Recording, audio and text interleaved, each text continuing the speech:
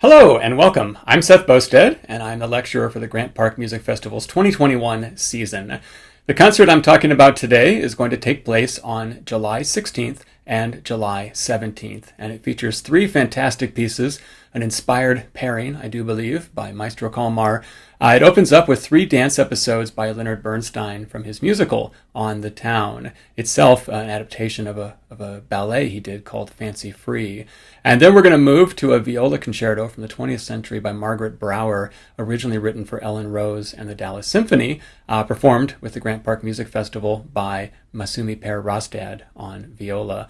And then we'll close out with Sibelius' Fifth Symphony, one of his most tuneful symphonies in many respects. So it's a fantastic program.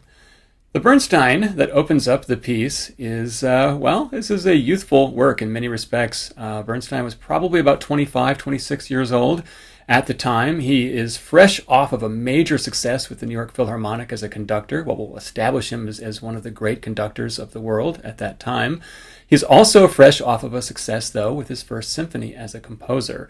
And so Jerome Robbins, who will become one of the great choreographers in American arts history, approaches Bernstein and asks him if he would like to write music for a new ballet called Fancy Free. And Bernstein says, why, yes, I would like that very much. And Fancy Free becomes this huge hit, so much so that Bernstein adapts it into the musical On the Town. And then he extracted the three dance suites from that we'll hear on this concert. So Fancy Free / On the Town concerns three sailors who are on shore leave in New York City for 24 hours, and it's about the hijinks, the fun that they get up to in that 24-hour period. The first dance episode is called Dance of the Great Lover, which I think is kind of tongue-in-cheek in many respects. It's about Gabby, who is the main sailor, our hero of the musical. And Gabby falls asleep on the subway and has a dream that he sweeps a woman off her feet. The woman is named Miss Turnstiles. So I don't know. I guess she works at the subway.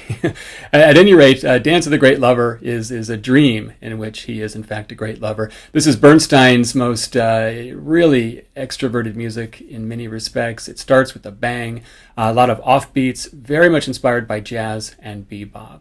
And then the second of the dance episodes is called Pas de Deux, and it's a dance of lovers, but it's a cruel dance in many respects because the man abandons the woman at the end of it. This is Gabby, our main hero, seeing this sort of crueler side of New York City. And for this part, Bernstein used a pre-existing tune that he had composed called Lonely Town. We will absolutely hear the influence of blues. You're going to hear some slidey notes that come straight from the blues tradition. We're going to hear jazz influence, of course, all through Bernstein's career, but especially in his 20s. We hear a lot of jazz influences. But in the second movement, we also hear unmistakably the influence of Aaron Copland, one of Bernstein's great mentors. And then the final of the dance episodes is called Times Square, and Bernstein describes this as a panoramic spectacle in which all of the sailors converge upon Times Square for a final celebration of their time spent in the city. And Bernstein's back now in full swinging jazz mode. What I want to do is play an excerpt of each of the three, so let's just drop in on each of these three dance episodes by Leonard Bernstein from On the Town.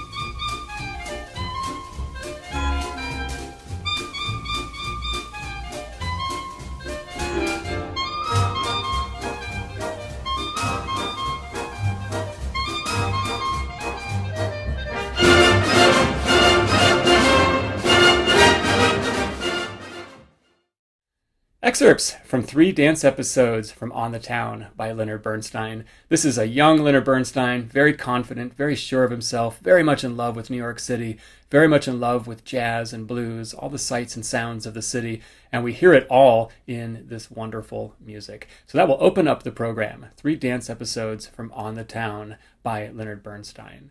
The second piece on the program is Concerto for Viola and Orchestra by Margaret Brouwer, and this is a searching piece. This is, I think, a fantastic work for the orchestra.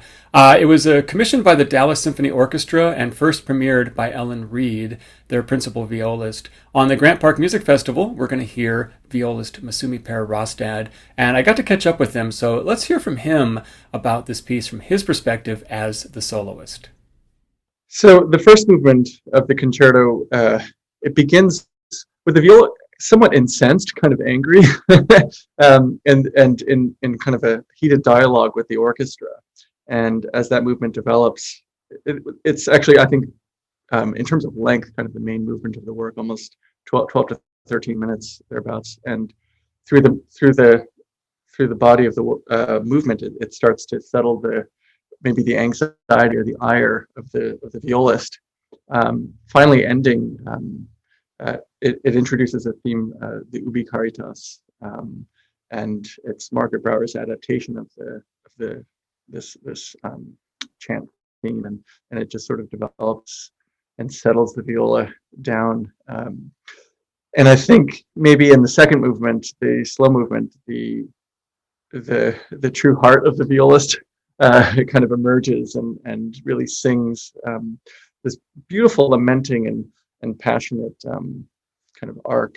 And the last movement is just fun. It's like, okay, we've said that, now it's a celebration. And it's just a really great time, very rhythmic and energetic and kind of a jazzy kind of rhythm. A lot of fun to play.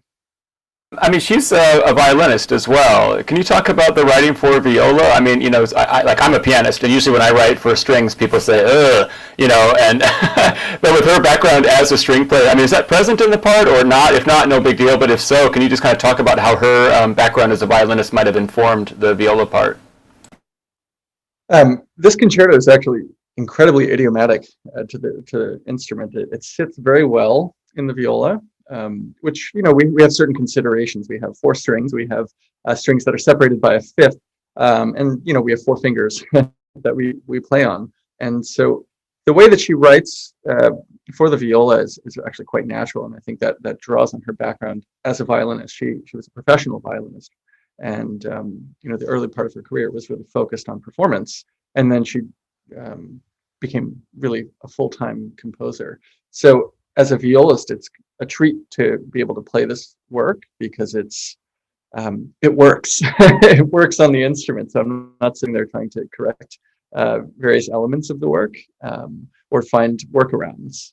And I think that often happens with composers who play a particular instrument, maybe like Rachmaninoff with piano or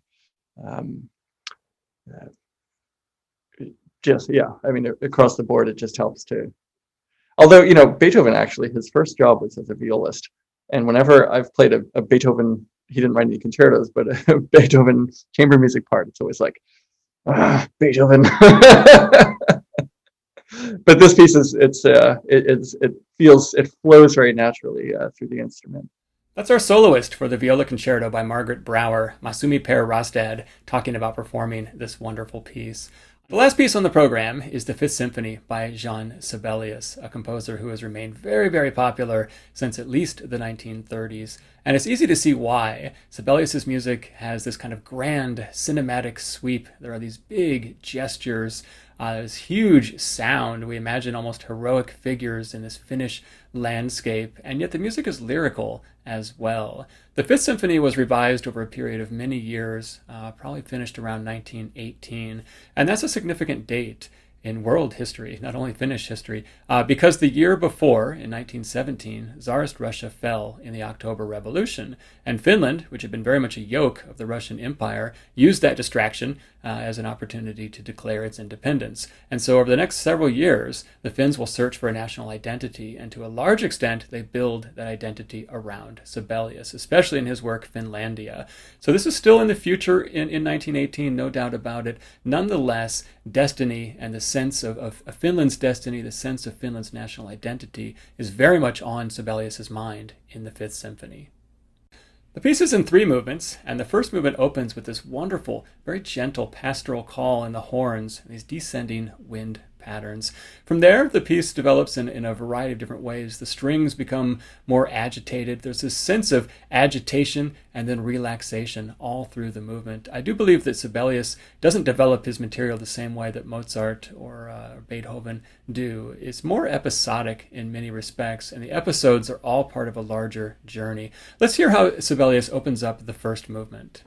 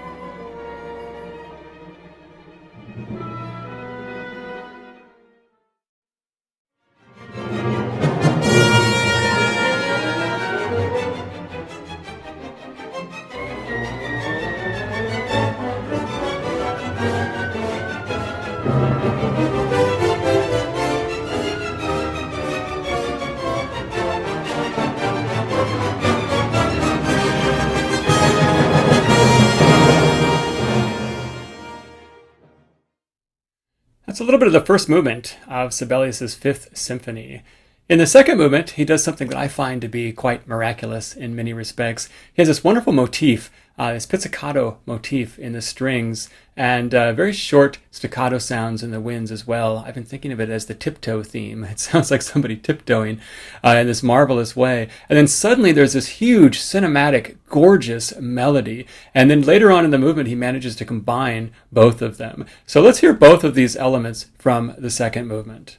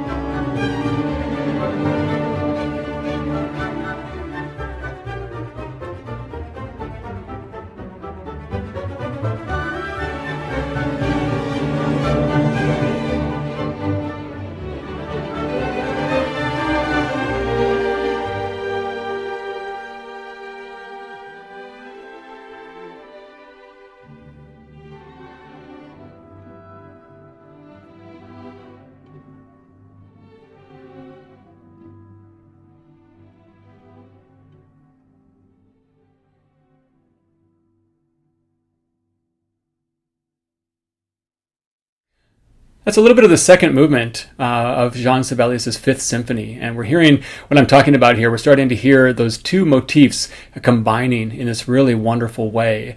That pizzicato-y tiptoe theme, as I call it, runs all the way through the second movement, and then that big lyrical theme starts to become present about 2 minutes in, and then from there on, there's always some element of it in the music as well.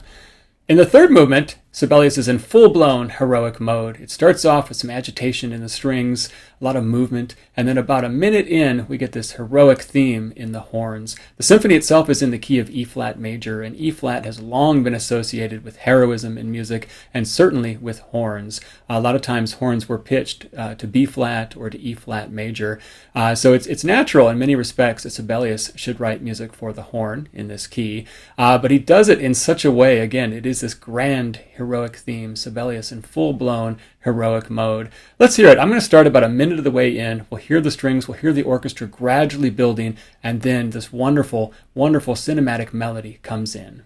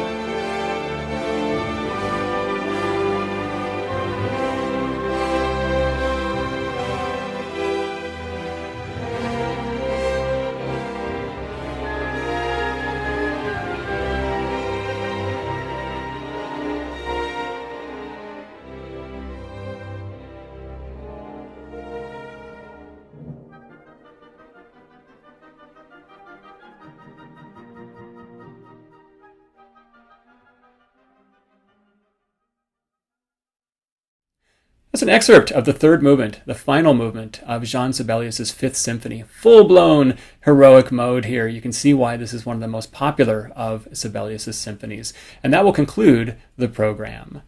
I'm Seth Boustead. Thanks so much for watching the lecture, and hope to see you at a future talk.